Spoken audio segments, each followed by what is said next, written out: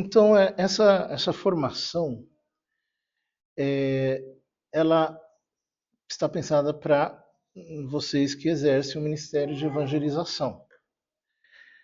Esse ministério de evangelização ou evangelismo é um dos mais importantes que nós podemos ter em nossa paróquia, porque é um ministério que procura alcançar aqueles que estão perdidos, aqueles que precisam ser salvos, aqueles que precisam conhecer a Deus.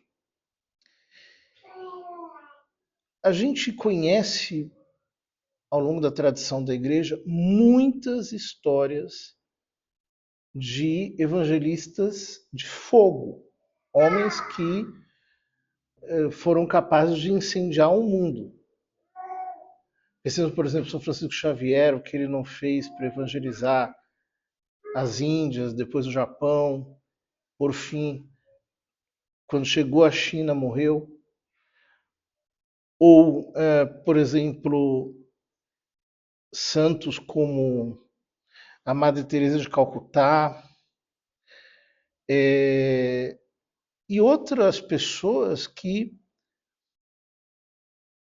são exemplos para nós todos. Eu tenho aqui, por exemplo, um testemunho do padre Emiliano Tardif, um grande evangelista, especialmente no final do século XX, né? Ele tinha um ministério de milagres muito grande. Ele conta, né, aqui esse relato. O padre Tardif esteve doente, ele ficou tuberculoso, e durante um período de internação, ele recebeu a visita de alguns leigos de um grupo de oração carismática que rezaram por sua recuperação. Ele conta que, de modo inesperado, sentiu-se curado, que os médicos depois confirmaram.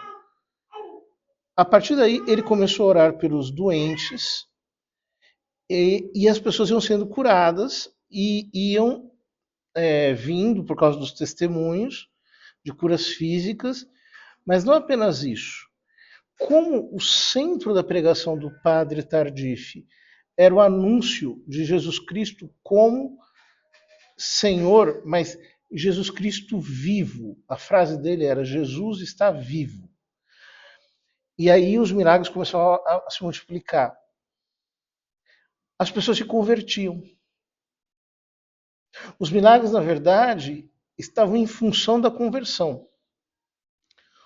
Um outro testemunho, o testemunho do Prado Flores, que era companheiro do padre Emiliano Tardif, e ele conta que foi começar um grupo de evangelismo na cidade do México, num bairro muito violento, e as autoridades ficaram contra, justamente porque era muito arriscado ir ali. Então, ele insistiu em anunciar o querigma, pregar o núcleo do evangelho. E o que aconteceu foi que muitos jovens e muitos que estavam envolvidos nas gangues se converteram. Depois que eles ouviram sobre tudo isso, a vida deles mudou. Foi um pequeno Pentecostes que aconteceu ali, né? E, bom, eu poderia contar mais histórias, mas essas aqui são suficientes. O que nós precisamos introjetar em nós mesmos para que nós cumpramos o nosso encargo de evangelizadores, de evangelistas? São os dois textos clássicos que falam do assunto. Mateus capítulo 18, 19, Marcos capítulo 16, 15, que são os textos da grande comissão. Quando Jesus disse: ide e anunciai o evangelho a toda criatura. Fazei de todos os povos discípulos meus. Em São Marcos, ide por todo mundo e pregai o evangelho a toda criatura. E depois o Senhor ainda conclui, né? Estes sinais acompanharão os que crerem, imporão as mãos sobre os doentes, eles ficarão curados, expulsarão demônios em meu nome, etc. Ou seja, a grande comissão não é uma opção para nós. Ela é uma ordem. Assim como Jesus deu muitos preceitos para que nós seguíssemos, e os apóstolos também, né? Então, por exemplo, Jesus diz, os antigos diziam, não matarás. Eu, porém, vos digo, quem odiar o seu irmão será réu de morte, etc. Ele deu muitos preceitos, mas esse preceito, o preceito de evangelizar, tem a mesma força, a mesma intensidade que todos os demais preceitos que ele nos deu. Ou seja, um batizado é alguém que precisa cumprir a grande comissão, ele precisa evangelizar, ele tem que evangelizar. E ele tem que evangelizar de um modo emergencial, é urgente a evangelização. Porque vejam, o evangelho é uma boa notícia, desde que ela não chegue depois que você morreu. Porque quando você descobre o evangelho só depois que você morreu, você já está condenado. Nós precisamos anunciar essa boa notícia enquanto é tempo. Exatamente como nós dizemos, às vezes, em algumas pregações, né? Lembra que você vai morrer, lembra que você tem os seus dias contados, lembra que a morte pode chegar a qualquer momento. Isso deveria gritar no nosso coração ao vermos, por exemplo, uma multidão de jovens numa balada. Né? Eles vão morrer. Quem pregou para eles? Eles vão se perder. E quem é que foi lá pregar para eles? A boa notícia. Então, veja, nós precisamos fazer todo o trabalho ministerial que nós temos aqui com a mesma intensidade com que um evangelista vai pregar na praça. Então, os métodos de evangelismo variam muito. Existe o seminário de vida no Espírito Santo, existe a experiência de oração, um retiro, existe o anúncio do querigma feito por livro, existe o anúncio do querigma feito também por filmes, como Alpha, existem outros anúncios feitos, por exemplo, no evangelismo direto, em que as pessoas abordam gente assim no meio da rua e começam a conversar e vão anunciando Jesus para essas pessoas. Independentemente de qual é o método de evangelismo que se use, nós precisamos evangelizar. Nós temos que ter esse incômodo no coração. Sabendo que, quando nós anunciamos o Evangelho, é a graça de Deus que está atuando em nós. Quando São Paulo diz em Romanos 1,16: não me envergonho do Evangelho, porque ele é o poder de Deus para a salvação daquele que crê. O que ele está nos mostrando é que, quando nós anunciamos o Evangelho para a conversão do perdido, o próprio anúncio do Evangelho é carregado de um poder sobrenatural. Porque é Deus mesmo que certifica a verdade do que aconteceu com Cristo para a nossa salvação. Por isso que quem evangeliza não tem que se preocupar muito. Ele é um pregoeiro, ele é um arauto, ele é um noticiador. Ele dá a notícia e a graça de Deus faz o resto. Porque o Evangelho é o poder de Deus para a salvação daquele que crê. É o dunamis. Portanto, por exemplo, quando a gente lê aquele livro A Cruz e o Punhal, não sei se vocês já leram, é um clássico de um evangelista americano chamado David Wilkerson. Não é católico, é evangélico, mas o livro é muito bonito. E ele conta, o livro conta a conversão miraculosa do chefe da gangue, de uma gangue perigosa de Nova York. Né? Como o evangelista foi lá e, se não me engano, na verdade, ele não foi de propósito, né? Ele foi meio por acaso, depois aconteceu ali a conversão do Nick Cruz, que era o chefe do tráfico. Tem um testemunho do próprio Nick Cruz no YouTube que é muito impactante. Né? O poder que o evangelho tem de transformar é um poder real. E como nós precisamos nos tornar conscientes. Quando São Paulo diz em Romanos 5:11, aliás, Efésios 5:11, que a uns ele concedeu serem apóstolos, outros evangelistas, outros pastores, outros mestres e outros profetas, né? São os 5 ministérios ali de Efésios. Quando nós entendemos que o serviço de evangelista é um encargo de Deus, nós vamos evangelizar.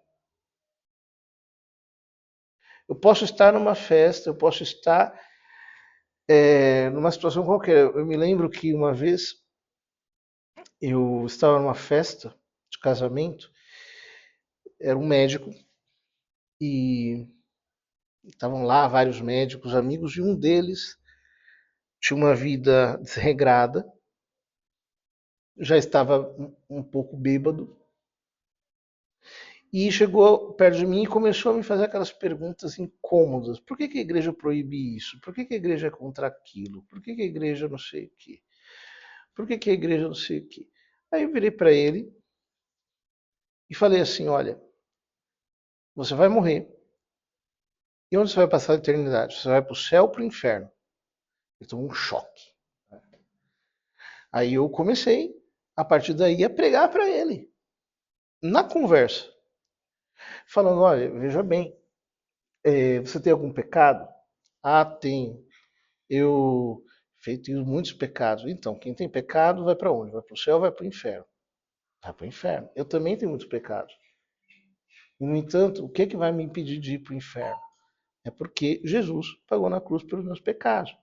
Ele morreu no meu lugar. Você precisa de um Salvador. Você reconhece que você precisa de um Salvador? Você reconhece que você precisa se arrepender? E você precisa que Jesus te salve e que Jesus te leve o resto da sua vida? Aí fiz uma oração com ele ali e pronto. O querigma estava pregado. Com a simplicidade de uma conversa. Nós não podemos perder ocasiões. Nós temos que ser pessoas que estão com as antenas sempre ligadas para anunciar o querigma. Isso é muito importante. Nós temos uma geração de católicos que eu digo o seguinte: eles não se converteram, eles passaram a frequentar a igreja e a obedecer aos mandamentos. Mas isso é diferente de se converter, porque a natureza deles continua sendo aquela natureza perversa, pecadora, etc. O que faltou?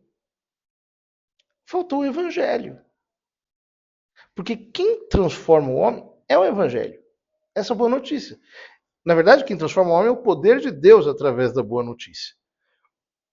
Então, por exemplo, o que faz uma pessoa ser escrupulosa? Ficar olhando para si. Fica com medo de pecar, com medo dos mandamentos, etc. Nós temos que detestar o pecado. Mas a nossa tônica não tem que ser essa. A nossa tônica tem que ser a nossa fé em Cristo, o nosso amor por Cristo, o nosso relacionamento com Ele, a nossa vida de oração, a nossa vida espiritual. Só que uma pessoa que não entendeu ainda que Jesus Cristo está vivo, está aqui, e Ele está agindo em nós, e que quem me santifica é Ele, não sou eu não atrapalho, eu coopero, eu tenho que ser sensível ao que Ele me inspira. Mas quem me santifica é Ele, ou seja, que é sobre Ele, não é sobre mim, a pessoa é um pagão, um perfeito pagão, mas que recebe os sacramentos, que procura viver a moral católica, etc, etc, etc, com a mente embotada. E hoje em dia que ser católico virou um pouco cult, né? Então parece que há um movimento de pessoas que estão se tornando católicas, mas nesse catolicismo eu diria um pouco forçado, né? Catolicismo cult. Não se converteram necessariamente. Então vejam,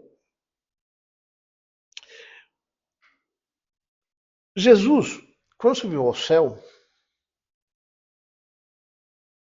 ele disse aos apóstolos, é o texto de Atos 1:8, recebereis o Espírito Santo e sereis revestidos de poder. A mesma coisa ele diz em Lucas 24, antes de subir aos céus. Ou seja, você não consegue ser evangelista se você não tiver o fogo do Espírito Santo queimando no teu coração. Porque senão tudo se torna uma obra humana. Parece que é uma obra de propaganda.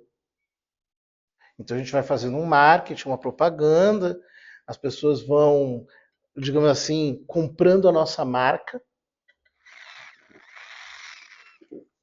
Mas não é isso. Isso não é evangelismo. Evangelizar significa estar possuído por um fogo. A Escritura diz que Elias ardia de zelo pela glória do Senhor. O que significa nesse contexto arder de zelo pela glória do Senhor? Nesse contexto, significa sim, eu não posso deixar que o sangue de Cristo produza menos fruto do que aquilo que ele pode produzir. Eu quero que mais pessoas se convertam porque eu quero uma glória de Deus muito mais expressiva.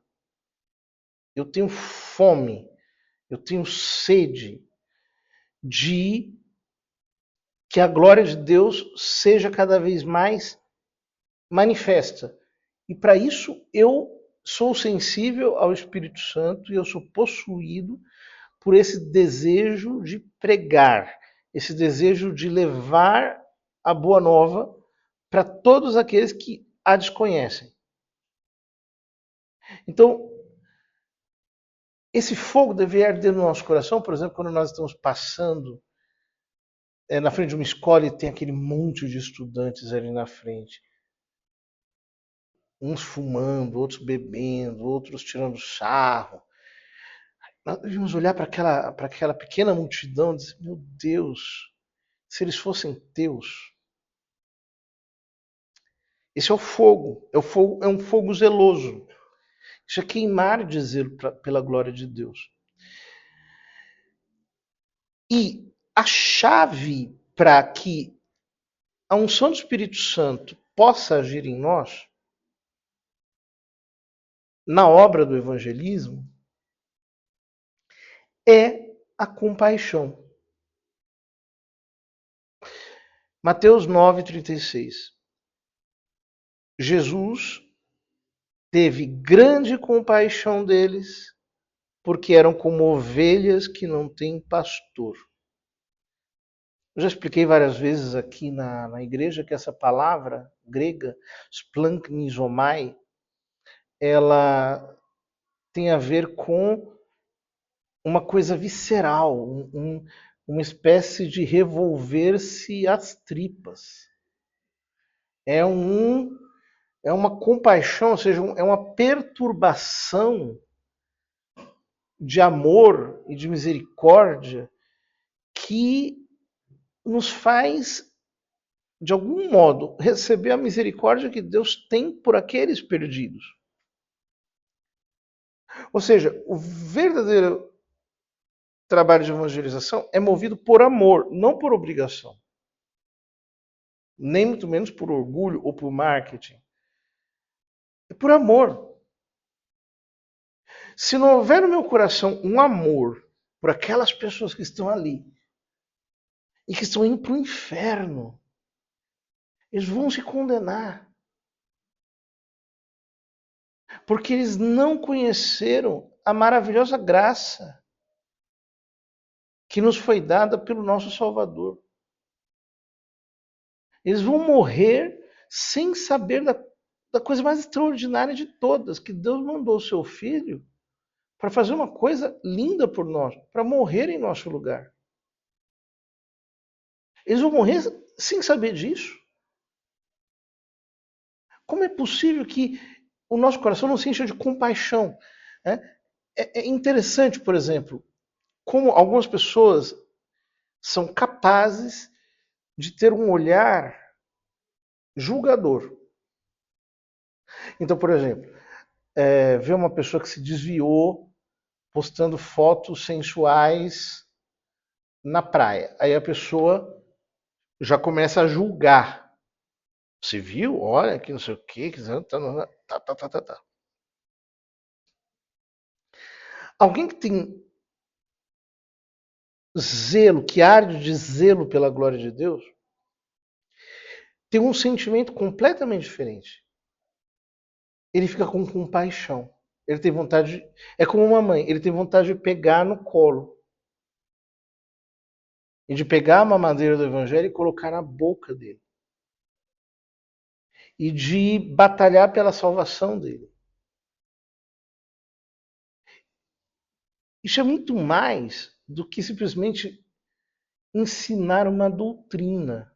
Claro que a catequese sucede à evangelização. E ela é muitíssimo importante, porque senão nós não temos a estrutura da fé estabelecida em nossa mente.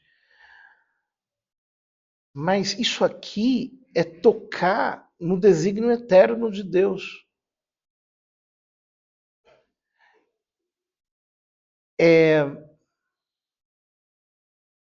cooperar com a obra divina de mudar a eternidade das pessoas. Ou seja, esse homem, essa mulher vão agora mudar de rota. Estavam indo para o abismo, agora vão para o paraíso. Essa compaixão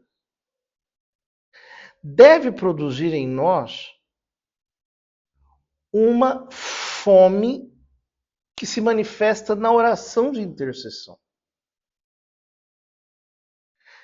Interceder não é outra coisa senão você se colocar entre uma pessoa e Deus. E, assim como Abraão ficou lá argumentando com Deus, olha, se tiverem 50 pessoas, e 45, e 40, e 35, e 30, e 20, etc. Né? Ele estava intercedendo pela cidade de Sodoma. Nós temos que batalhar na oração pela conversão dos perdidos. Vejam,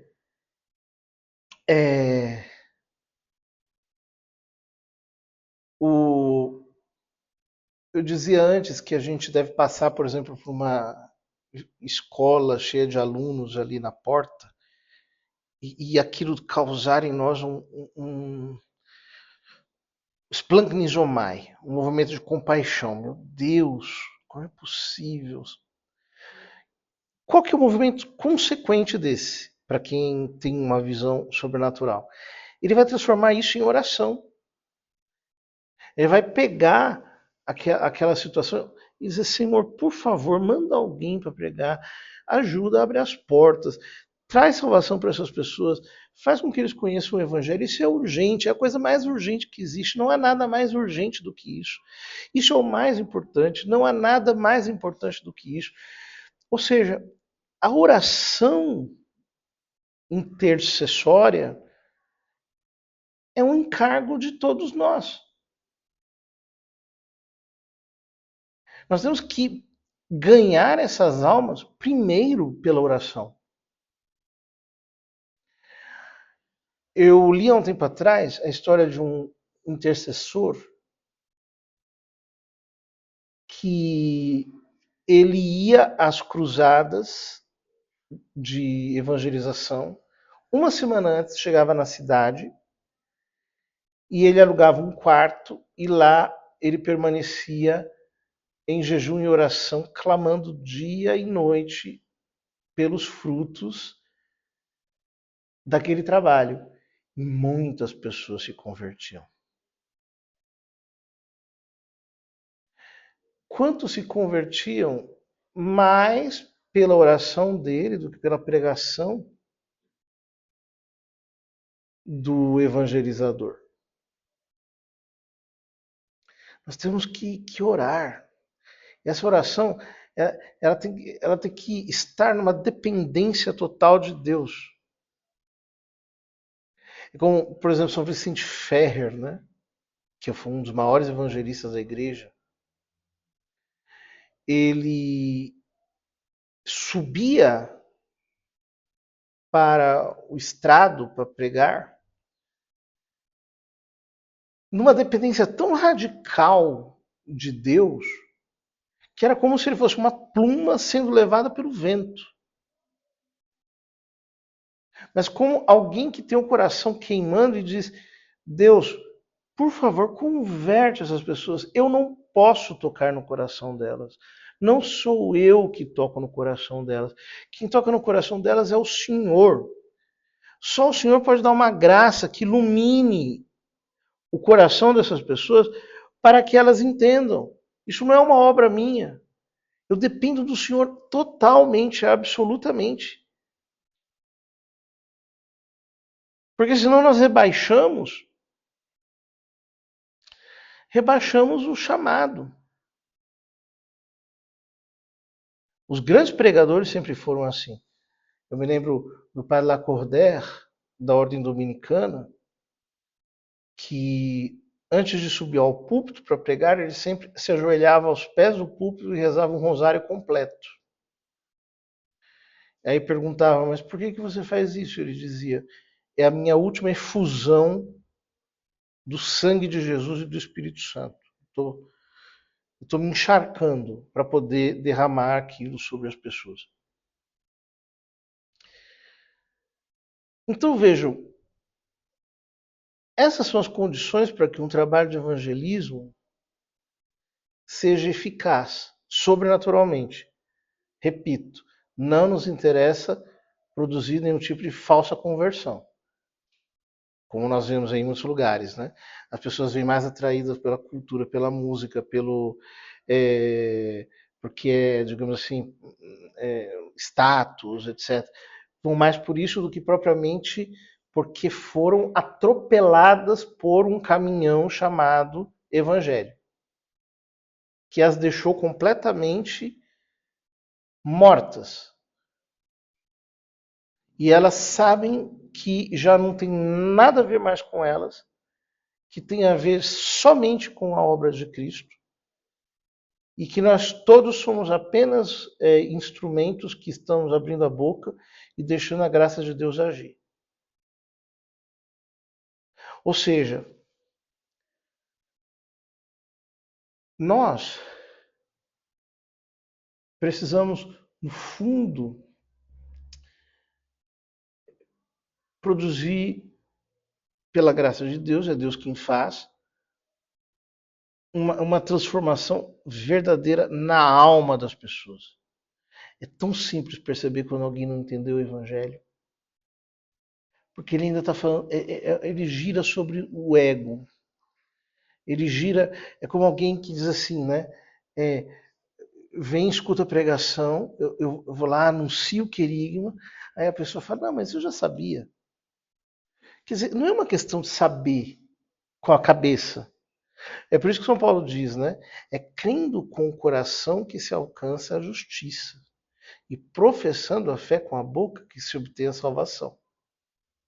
Isso está em Romanos 10. Porque não é simplesmente uma informação. A graça entrou e te derrubou, como Cristo derrubou Paulo no caminho de Damasco.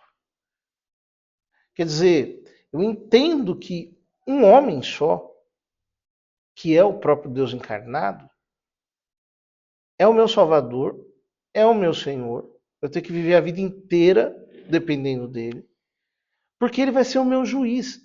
Um homem só vai julgar o mundo todo no final dos tempos. E ele é o juiz dos vivos e dos mortos. Então é ele que é o centro. Qualquer coisa que eu fizer, eu estou de bom que eu esteja fazendo, eu estou fazendo movido pela graça dele. Eu dependo dele para tudo. Só aí existe o verdadeiro evangelismo. Quando a força do evangelho entra e a pessoa ela percebe que ela sabia, mas ela não sacou.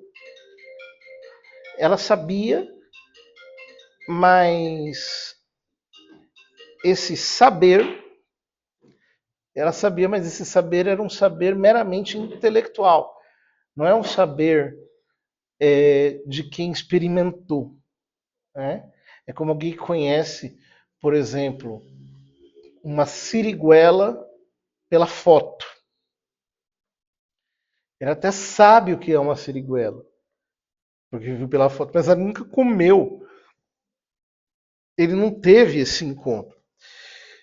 E é isso que nós precisamos pedir cada vez mais que aconteça para que haja conversões autênticas, ou seja, transformações é o que nós chamamos de novo nascimento. A igreja diz que hoje nós temos que evangelizar os batizados. É o que se chama de nova evangelização. Né? Por quê? Porque eles foram batizados, mas a graça do batismo está incubada lá. A graça do batismo não se manifestou. Ele prendeu, justamente porque ele não sabe crer. Não sabe. Para ele, a fé talvez seja apenas uma vaga adesão a que Deus existe, etc. Ele não entende o que é fé de verdade. Então, nós pregamos para essas pessoas para que elas se convertam. Mas notem, tudo isso é uma obra sobrenatural, não é uma coisa humana. Então, se eu sou uma pessoa que sou possuído pelo fogo, pela compaixão, que se transforma em oração, em súplica, em queixa, em uma espécie de contínuo murmurar diante de Deus, né? Senhor, transforma, Senhor, converte, Senhor, muda, só o Senhor pode fazer isso, ninguém pode. Nós dependemos completamente do Senhor, só o Senhor pode manifestar a sua graça. Se nós não fizermos isso, se nós não formos assim, melhor do que fazer, porque não se trata de fazer, se trata de ser. Se nós não formos assim, as pessoas vão vir aqui, por exemplo, numa sessão de alfa, vão assistir um filme, vão ter ideias interessantes e vão embora. Mas é uma discussão de equipe, etc. E elas vão passar pelo Evangelho como um pato que nada sobre a água, chega do outro lado, ele sacode um pouquinho as asinhas e está seco, porque as penas são impermeáveis à água. Né? Vai ser isso. Então, vamos pedir mesmo a Deus que acenda o fogo do zelo em nós. E, ao mesmo tempo, que esse fogo se transforme em compaixão e que nós peçamos a Deus na oração por todo esse trabalho de evangelismo. Ou seja, pedirmos mesmo e recebermos de Deus a capacitação para poder evangelizar com intensidade, uma evangelização que seja obra da graça. Às vezes eu vi pessoas na igreja organizando missões populares, né? Então, o que é? Você chama o pessoal, organiza, faz um trabalho de organização. Aí leva o pessoal, manda o pessoal de casa em casa, as pessoas vão lá, fazem uma oração, as famílias respondem o questionário, tal, volta. Beleza. Para que... Peraí, não é isso. Evangelização tem que ser um negócio que queima. É que nem o fogo. Né? Às vezes chegar aqui, eu me lembro que o nosso prefeito antigo foi queimado na fogueira, né? Você olha para uma pessoa que ela foi tostada na fogueira e fala assim, uau, o que aconteceu com você? Aí ela fala assim, não, foi o fogo, né? O fogo destrói tudo. Pois é. O evangelho é esse fogo. E ele tem que entrar arrasando. Só que isso só vai acontecer se nós formos verdadeiramente evangelistas, ou seja, se nós estivermos possuídos pelo fogo, pela compaixão, por uma queixa contínua diante de Deus que nos faça não perder nenhuma oportunidade para anunciar o Evangelho para todo aquele que chega perto de nós. O Evangelho, nós sabemos, não é uma coisa vaga. É a informação clara de que Deus amou o homem incondicionalmente, o homem pecou, preferiu o pecado, precisa de um Salvador, esse Salvador veio, nós temos que crer nele e receber o seu Espírito para que ele nos santifique e nós tenhamos uma vida nova. Se nós formos fiéis a esse núcleo, que nunca vai envelhecer, nunca vai chegar um momento em que nós já tenhamos superado isso. Ah, chegou, superei o querigma, agora estou, sei lá, em que mística. Não tem isso, não. Eu dependo de Jesus a vida toda, para sempre, para tudo. A minha vida ela consiste numa união contínua com Ele, uma comunhão permanente com o Senhor. Vejam que esse trabalho de levar o Evangelho para as pessoas, ele é a ponta de lança da igreja, deveria ser pelo menos, para chegar até onde realmente ninguém chega. Vamos pedir a Deus que Ele nos confirme e nos use nesse lindo trabalho de evangelização, que é, na verdade, a fecundidade mesma do sangue de Jesus Cristo.